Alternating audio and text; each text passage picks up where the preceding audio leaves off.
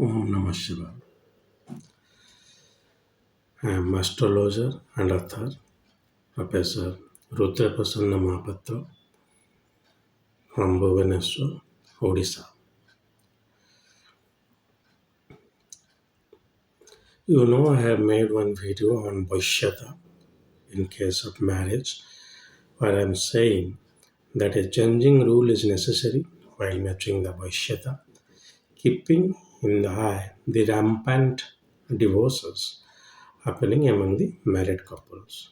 Similarly, I am taking the matrimonial astrology one step, or you can say two steps ahead, to look into the chart of a boy or a girl very carefully before predicting he or she will be a successful householder, keeping the present context in eyes.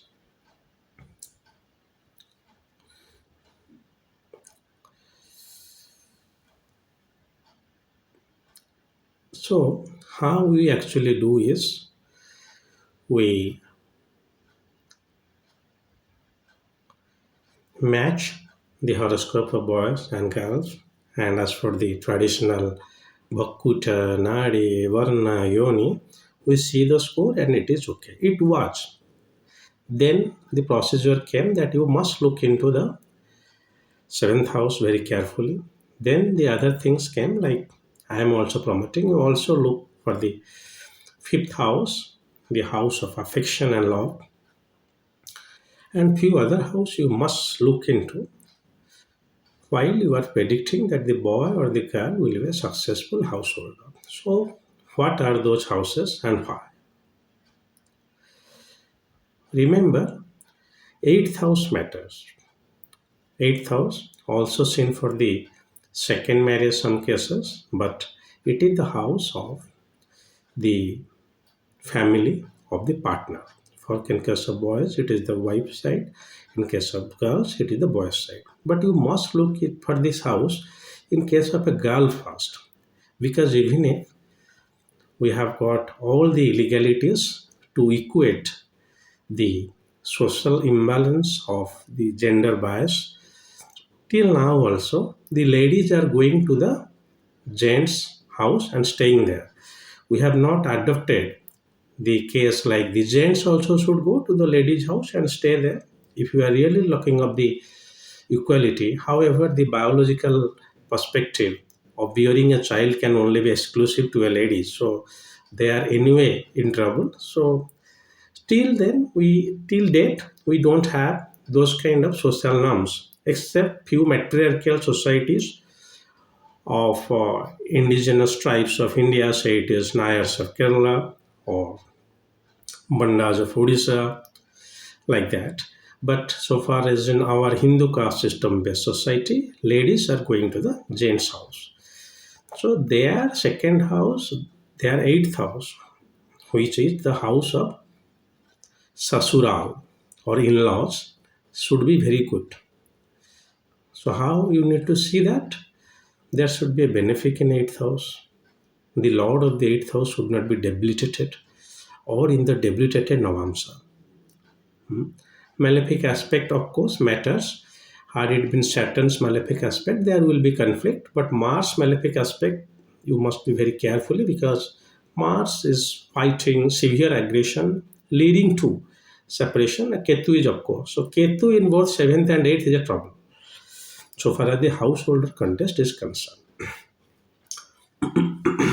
Similarly, for a girls also, the second house should be relatively weak. You know why? Because if you look for the second house also strong for the lady, she will be completely attached towards her parental side, which is nowadays a very good karaka for divorce, because it is the parent side who are supporting the girl for the divorce. I'm not saying divorce is good or bad. Inclination towards parent is good or bad, but if second house is extremely strong compared to eight, it is a trouble, and it is a vice versa. Then the wife will stay there. She will try her best, or in other case, you can say the wife will enjoy the in-laws house. Very clear. So seventh house is okay. but the wife has got severe conflict with the in-laws, so it is problem. So basically I'm not again going to the in-laws. From seventh house you count what is the, like the third house for the in-laws, father. You simply look for the eighth house. It should be strong compared to second house. If the dasha of eighth house is also running or expected to come just after marriage, it is good, provided eighth house, eighth lord, and the planets positing in the eighth house are not malefic. This is number one. So number two, your fifth house. Fifth house is the house of children. Fifth house is the house of love. A person is lovable. A person knows adjustment. A person loves. The affection is seen from the fifth house. If fifth house is strong, then it is expected that person will be lovable, provided moon should be also very well placed in D1 and D9. So that you should look into. Then the third and sixth house should be weak.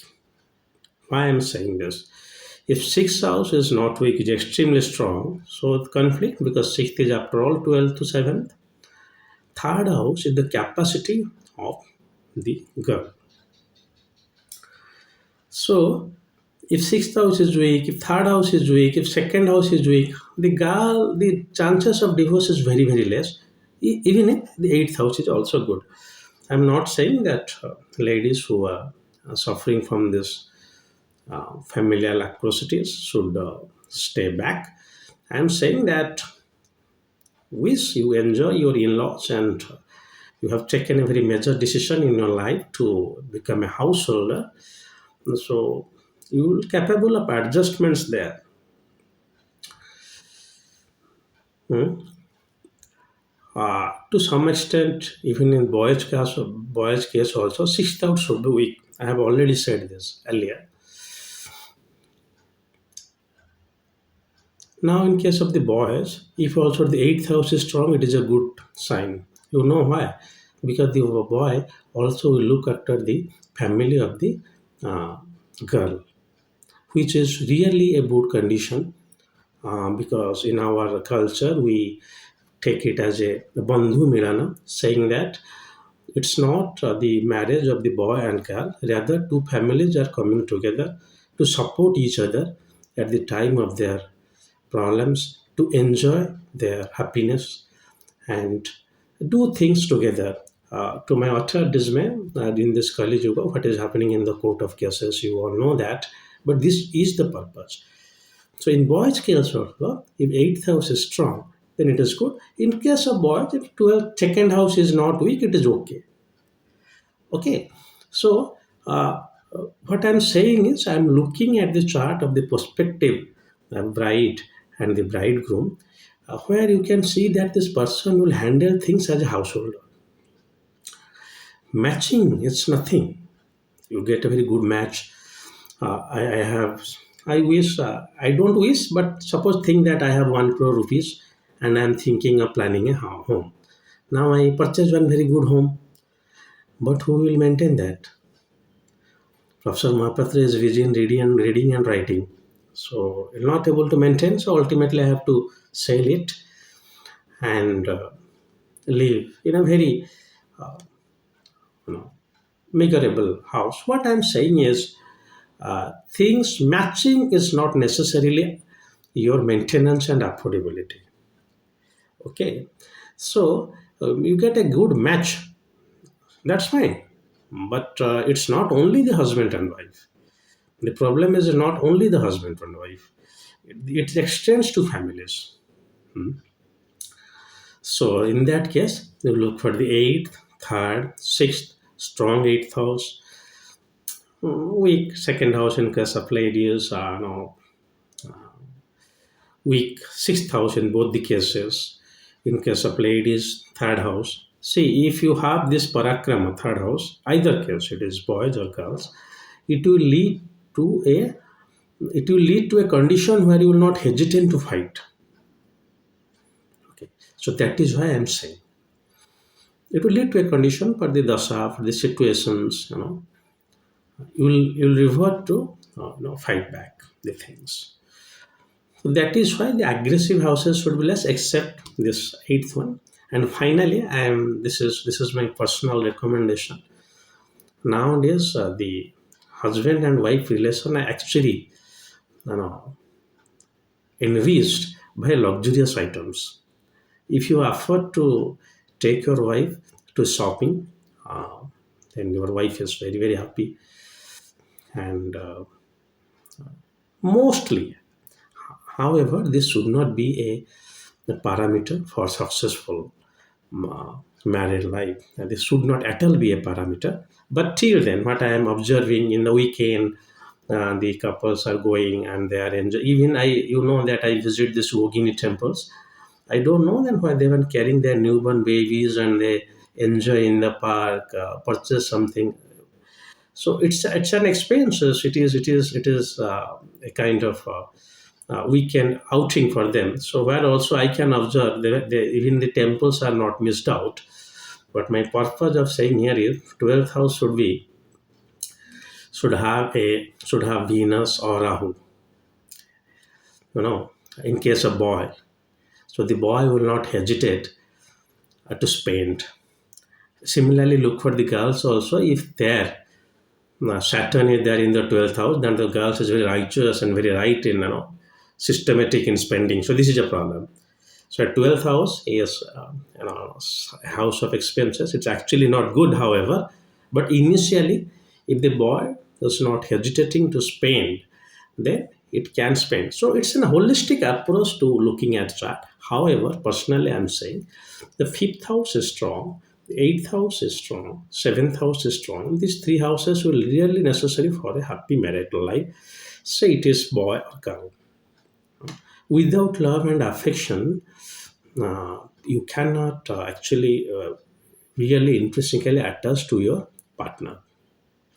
This expenses, house, child, initial 10 to 15 years, okay, then your partner is in problem. So you should have a sense of attachment which should be seen from your fifth house and moon. I remember the research papers on divorce by E. Nilakanthan, a very leading writer of India, is saying that thanks to the intolerance of the boy and girl leading to marriage into divorce. So it is intolerance. So if moon is very strong, so that is fine.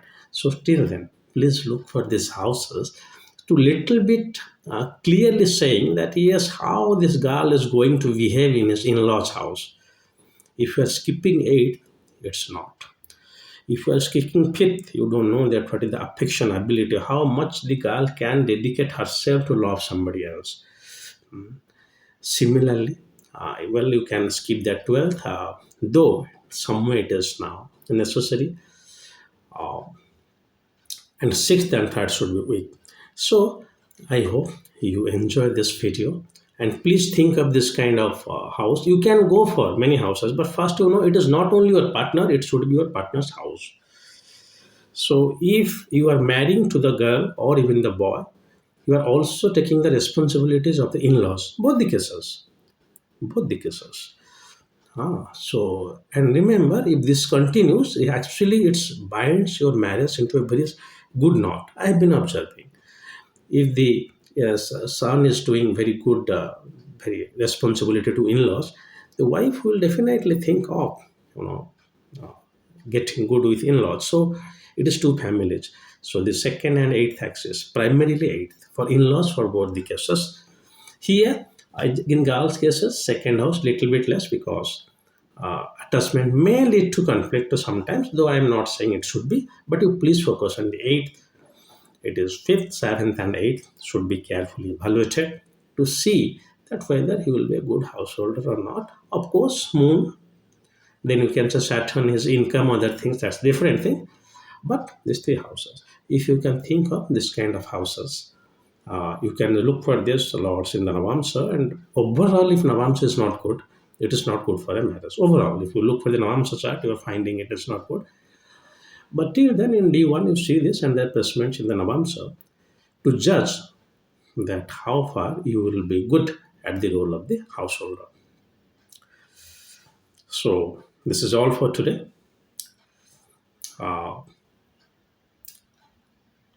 if you have some suggestions, some comments, valuable comments, please write it in the comment box. If you want to support my channel, don't hesitate to make donation in the description, in the link given in the description. If you are only serious about consultation, please reach me by my own WhatsApp number. If you are not serious, please don't waste your and my valuable time. If you are not able to dedicate your life to astrology, do not use it as a hobby or a part-time business, which is not. It's an offense toward the dignity of astrology. So these are a few suggestions.